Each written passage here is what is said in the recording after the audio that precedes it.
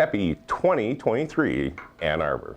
This is Brian Schell. I'm an author, musician at PassionHero.com, and I'm here to use the soapbox to talk about New Year's resolutions, habits, and addictions.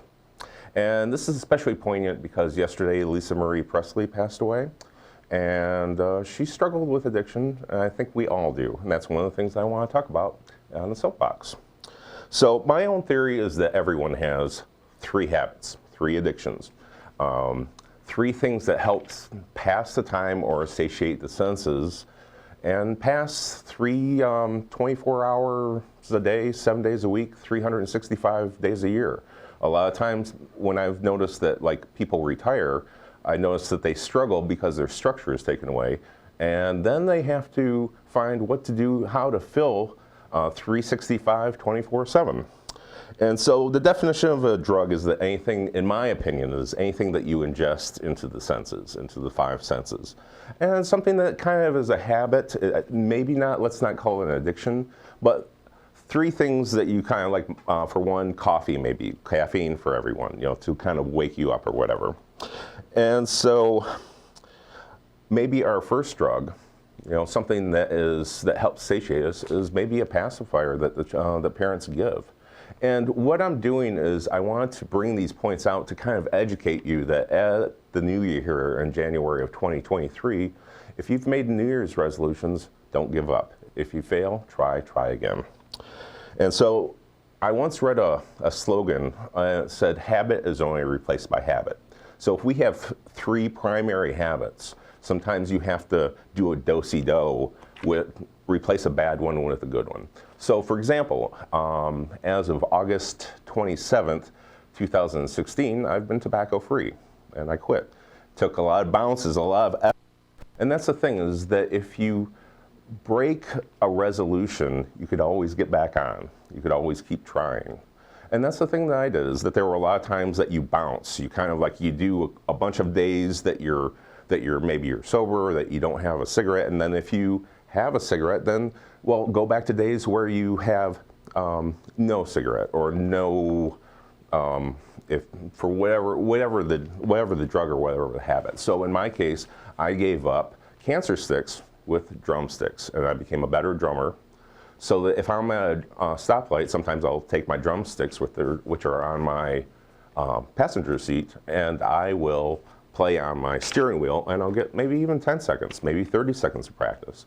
But the thing is that they're replacing that hand-to-mouth habit with a good habit of trying to improve myself. And that's the thing, is that if you fall down, get back up.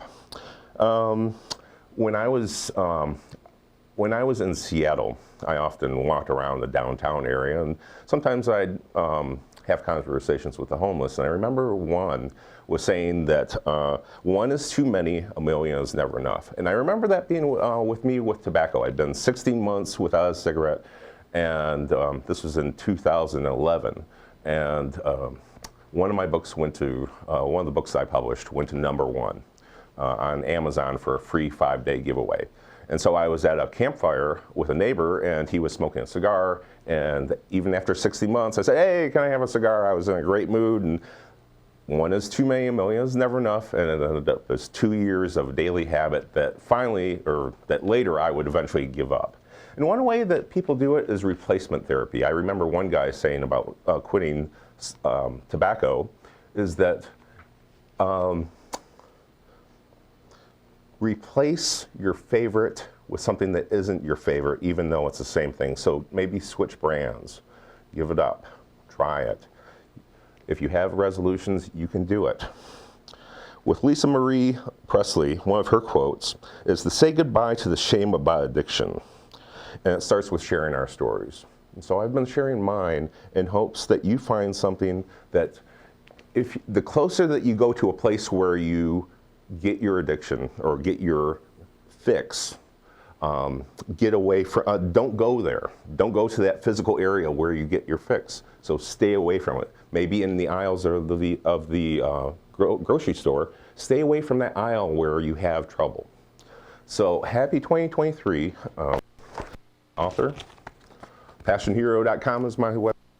One of my books about rehab is actually called The Cocaine Zone. and it's an ebook on Amazon. And when I went through rehab at the YMCA of Ann Arbor, they taught me a lot of things, like staying away from that physical location where you get your fix. And I hope that you have a happy new year, and I hope that you all keep your resolutions and replace bad habits with good ones.